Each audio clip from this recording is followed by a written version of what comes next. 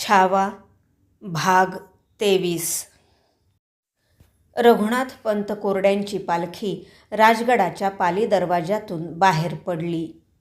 त्यांच्या हातात राजांनी मिर्झा राजाला दिलेली संपूर्ण शरणागतीचा खलिता असलेली लाल फासबंदाची थैली होती.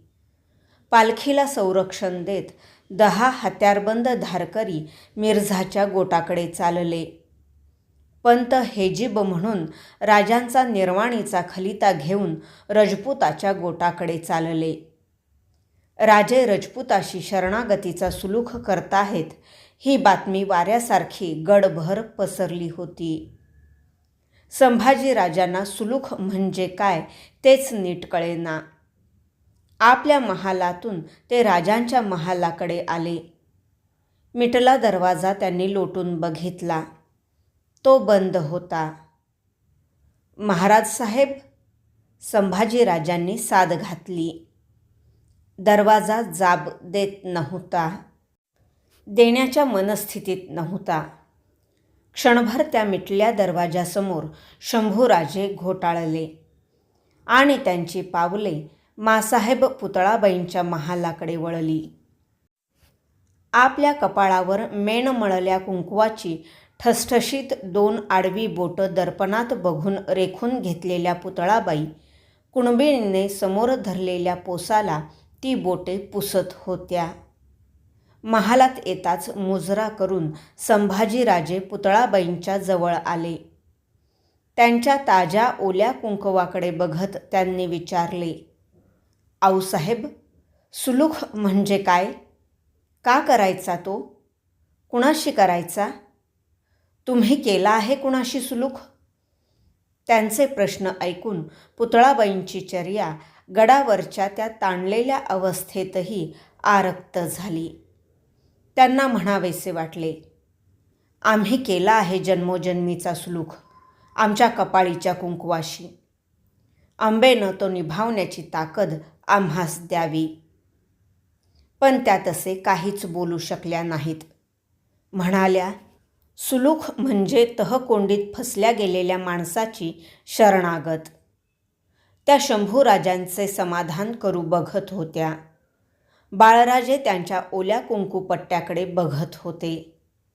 त्या दोघांचे प्रतिबिंब बाजूच्या दर्पणात पडले होते. तो दर्पण स्वतःलाच म्हणत होता, या धाकट्या मासाहेब आणि बाळराजे यांचा किती जन्माचा सुलूख आहे हे त्यांचे त्यांनाही माहीत नसेल. जिजाऊ साहेबांना सोबत म्हणून कोंढाण्यावर पोहोचते करून आलेल्या सोयराबाई आपल्या महालात होत्या. त्यांच्या कानावर मात्र यातले अजून काहीच आले नव्हते. आज राजे गड उतरणार होते रजपूत मिर्झा राजाच्या गोटात जाण्यासाठी. बिनशर्त शरणागत पत्करून बेहत्यार भेट घेण्यासाठी. आपल्या माणसांची आणि मुलखाची झाली त्याहीपेक्षा होणारी मसनवाट रोखण्यासाठी. आयाळ उतरविलेल्या सिंहाचे जसे असेल, सोंड छाटलेल्या राजहत्तीचे जसे असेल, वशिंड कापलेल्या अटकर पाड्याचे जसे असेल, तसेच हे जिणे होते. शरणागतीच्या मरण यातना कळायला राजाचे जातिवंत मनच असावे लागते. जीवापाड प्रेम केलेली कवड्यांची माळच छातीवर असावी लागते. या तहाच्या कागदावर राजे शाईने दस्तखत करणार होते. पुढे ही शाईच प्रथम राजांना गिळणार होती आणि नंतर अवघी शिवशाही, तमाम मराठशाही डुबविणार होती. तह म्हणजे पहिल्याने माघार आणि शेवटाला सर्वनाश. राजे कुणाशीच काही बोलत नव्हते. सर्व दरवाजे बंद असलेल्या दाभणधार पावसाने निर्दयपणे झोडपून काढलेल्या गडासारखे त्यांचे मन सुन्न बधीर होते. निरोपाचे अदब मुजरे झडले. राजे संभाजीराजांच्या जवळ आले तसे त्यांच्या पायातील भगव्या बाकदार मोजड्यांवर कपाळ टेकवून संभाजीराजे वर उठले. दुष्काळी भुईकडे कोरड्या आकाशाने बघावे तसे राजे आपल्या फर्जंद शंभूकडे बघत होते. सईबाईंचा सावळा चेहरा राजांच्या डोळ्यांसमोर तरळू लागला. तो बोलत होता, आमचे शंभू बाळ, एकला जीव स्वारींच्या पदरी घातला. राजांच्या पिळवटल्या मनात विचार येऊन गेला. सई, तुम्ही तुमचा एकला जीव आमच्या पदरी घातलात मोठ्या भरोशानं, आणि आज आम्हीच आमचा आणि आमच्या साऱ्या मावळ माणसांचा जीव रजपुताच्या शेल्यात टाकायला चाललो आहोत. सई, माणसाच्या हयातीचं त्याच्या हातात काही राहत नाही, हेच खरं. काही न बोलता राजांनी शंभूराजांच्या खांद्यावर आपला तळहात ठेवला. स्वतःशीच जडशीळ वाटणारा तो तळहात दोनदा त्यांच्या खांद्यावर कसनुसा थोपटला. राजे पालखीत बसले. डावी उजवी हेल खात पालखी वर उठली. आनंदराव, रघुनाथपंत, निराजीरावजी, नागोजी बहिर्जी फर्जंद, विश्वासराव, कृष्णाजी जोशी यांनी पालखी भोवती कडे केले. तळपतीपाती हातात पेलत हत्यारबंद धारकरी चालू लागले. श्रींच्या राज्याची शपथ घेणारा सर्जा सूर्य अंधाराशी तह करायला निघाला. राजांच्या पालखीकडे संभाजीराजे एक नजर बघत होते. कधी नव्हते ते आज घडले होते. गड सोडताना महाराज साहेब त्यांच्याशी काहीच बोलले नव्हते. पालखी दूर जात होती. संभाजीराजांना महाबळेश्वरावर सूर्यग्रहणाच्या दिवशी राजांनी कृष्णाकाठी सांगितलेले बोल आठवत होते. राहू केतू हे सूर्याच्याच भावकीतले पापग्रह त्याच्या धावणीची वाट रोखून धरतात. त्याची चालदौड मुश्किल करून सोडतात बाळराजे. सूर्यासही ग्रास पडतो.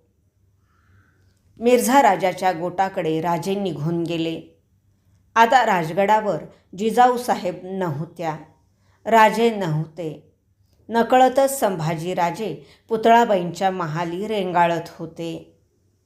पुतळाबाईंची एकचित्त देवपूजा, कुणबी दासदासींबरोबर सुद्धा माया ओसंडत बोलणे, राणीवशातील इतर बाईसाहेबांची अदब राखणे, सखू, राणू, अंबा, बाळीबाई ह्या आपल्या मुलीच आहेत अशी त्यांची देखभाल ठेवणे, थोडकेच पण खूप काळ लक्षात राहील असे घंटानादी बोलणे आणि केवड्याच्या कणसाभोवती पीळ धरून बिलगलेल्या असंख्य पात्यांपैकी एकाच पाकळी पात्याने बाहेर डोकावून पिवळ्या धमक उन्हात अंगभर तळपावे तसे त्यांचे सतेज दिसणे, या साऱ्या बाबींचा शंभूराजांच्या मनावर एक खोल ठसा त्यांना नकळतच उमटून गेला होता. मायाळू स्त्रीला आपल्या मायेची दवंडी पिटावी लागत नाही, हेच खरे.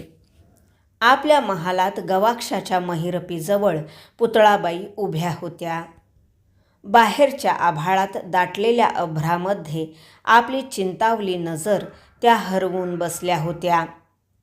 मध्येच भान येताच त्यांच्या डोळ्यांची टपोरी पाखरे फडफडत होती. दाटल्या आभाळाखालून सरसर धावत दूरवर होऊन पुन्हा माघारी फिरत होती. त्यांनी पूजा बांधलेल्या अष्टभुजा जगदंबेकडे बघत संभाजीराजे त्यांच्या पाठीशी उभे होते. मध्येच वळून गवाक्षातून डोकावत होते.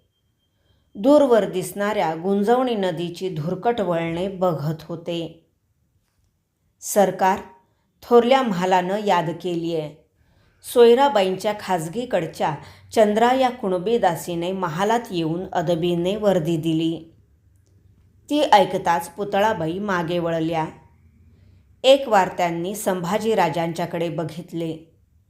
पदरकाठ ठीक जमवून घेतला. चंद्रा कुणबीण आली तशी निघून गेली. चला बाळराजे, थोरल्या महालाची वर्दी आहे, म्हणत पुतळाबाईंनी जगदंबेच्या मूर्तीकडे नकळतच एकदा नजर दिली आणि शंभूराजांच्या खांद्यावर आपला सुवर्णकंकणे भरलेला हात ठेवून त्या थोरल्या महालाकडे चालू लागल्या. आपल्या महालात निळ्याशार पदरपोताचा शालू नेसलेल्या देखण्या सोयराबाई आपल्या कन्याराजे बाळीबाई ह्यांच्याशी काहीतरी बोलत होत्या. दगडबंद भिंती धरून 2-4 कुणबिनी अदबीने उभ्या होत्या. महालाचा उंबरठा ओलांडताच पुढे होत शंभूराजांनी मासाहेब सोयराबाईंच्या पायांना हात लावले. सोयराबाईंनी त्यांना वर उठवून घेतले. बाळीबाई या सोयराबाईंच्या कन्याराजे पुतळाबाईंना बघताच धावत येऊन त्यांना बिलगल्या. त्यांचे दोन्ही दंड मायेने धरीत पुतळाबाईंनी सोयराबाईंना विचारले, का वर्दी देणं झालं आम्हास? स्वारींची गोटातून काही खबर? बहिर्जी आणि नागोजी रजपुताच्या गोटातून आत्ताच गडावर आलेत. त्यासाठीच तर वर्दी दिली धाकल्याबाईंना. काय झालं? तहबंदाच्या आड असलेले पुतळाबाईंचे काळीज फडफडले. स्वारीनं सुलूख मान्य केला. पुरंदर, कोंढाणा, रोहिडा, माहुली, लोहगड असे 23 किल्ले आणि त्यांच्यातर्फेचा 4 लक्ष होनाचा मुलूख रजपुतास देऊ केला. आता स्वारीकडं कुल 12 किल्ले आणि अवघा 1 लक्ष होनांचा मुलूख राहील. स्वारी कशी आहे? पुतळाबाईंनी त्यांच्या लालसर सरळ नाककळीकडे बघत शांतपणे विचारले. ठीक आहे. उद्या कोंढाणा रजपुताच्या माणसांच्या हवाली करून स्वारी मासाहेबांच्यासह गडावर येत आहे. सोयराबाई तुटक बोलल्या. त्यांच्या बिब्बेवाणाच्या काळ्याशार डोळ्यात कसली तरी चिंता तरळत होती. ती गडकिल्ल्यांची होती की राजांची ते कळत नव्हते. सोयराबाईंच्या तोंडून जिजाबाई आणि राजे येणार हे ऐकताच संभाजीराजांचा चेहरा पोतासारखा उजळून गेला. पुतळाबाई आणि सोयराबाई यांच्याकडे बराच वेळ आलटून पालटून बघताना शंभूराजे विचार करीत होते. ह्या दोन्ही मासाहेब उजळ आहेत, पण मग एवढा फरक का वाटतो यांच्यात? त्या दोघी मासाहेबांचे बोलणे थांबलेले बघून शंभूराजांनी सोयराबाईंना विचारले, मासाहेब, तुम्ही केला आहे कधी कुणाशी सुलूख? त्या प्रश्नाने पुतळाबाई चमकल्या. शंभूराजांच्याकडे बघतच राहिल्या. सोयराबाईंचे बिब्बेवाणाचे काळेशार डोळे कसल्या तरी विचित्र तेजाने उजळल्यासारखे झाले. नाकाचा लालसर शेंडा थोडासा अधिक लालावला. त्या पटकन बोलून गेल्या, नाही, सुलूख आम्हास कधीच पसंत नव्हता. आता स्वारीनंच तो मान्य केल्यावर इलाज कुणाचा? थोरल्या बाईसाहेब काय बोलतील हे ऐकण्यासाठी पुतळाबाईंनी त्यांच्या कपाळाच्या कुमकुमपट्ट्यावर नजर जोडली होती. त्यांचे बोलणे ऐकताच ती तिथून सुटली आणि सोयराबाईंच्या पायांच्या बोटात घातलेल्या चंदेरी जोडव्यांवर येऊन पडली. शंभूराजांना जवळ घेत सोयराबाई त्यांना म्हणाल्या, तुमचं मात्र ठीक झालं. कसलाच सुलूख न करता रजपुतानं तुम्हास 5000 मनसब देऊ केलीये. तुम्हाला ती घेण्यासाठी रजपुताच्या गोटात जावं लागणार एवढंच वाईट. चिंता वाटते तुमची. ही जिम्मेदारी तुम्ही कशी पेलणार? शंभूराजे काहीच उत्तरले नाहीत. कारण इतके किल्ले देऊन आबासाहेबांनी 5000 मनसब का घेतली या गोंधळात शंभूराजे गुंतले होते. सोयराबाईंचे बोलणे पुतळाबाईंना नीट कळलेच नाही. त्या सादिलवारीने बोलाव्या तशाच बोलत होत्या. नेहमीच बोलत होत्या. पदरकाठच्या जरतारी विणेत गळ्यातले मंगळसूत्र अडकले की जसे वाटते तसे पुतळाबाईंना सोयराबाईंचे बोलणे ऐकताना नेहमी वाटत आले होते. काही न बोलताच मग त्या शंभूराजांना म्हणाल्या, चला बाळराजे, कालेश्वरीचं दर्शन घेऊ. पुतळाबाई साहेबांनी कालेश्वरीला फुलपत्ती चढविली. तिच्या रुद्रमंगल रूपाकडे क्षणभर बघून डोळे मिटून हात जोडले. आई, काळाचा किल्ला तुझ्या हाती असता कसला फितवा केलास हा? तहाचा विपरीत काळ आणलास. बाळराजांना 5,000 सरदारकीचं दान देववलस. मनोमन असे म्हणताना पुतळाबाईंचे जोडलेले हात थरथरले. कपाळीच्या कुंकवाचा जोडपट्टा आक्रसला. कालेश्वरीचे दर्शन घेऊन पुतळाबाई आणि शंभूराजे परतले. दिवस मावळतीला कलाटणी घेत होता. भाग 23 समाप्त.